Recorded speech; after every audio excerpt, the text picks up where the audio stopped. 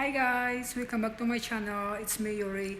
So today we receive a lot of snow and I'm going to go outside to remove the snow. So it's very cold, but I have no choice. I need to do it.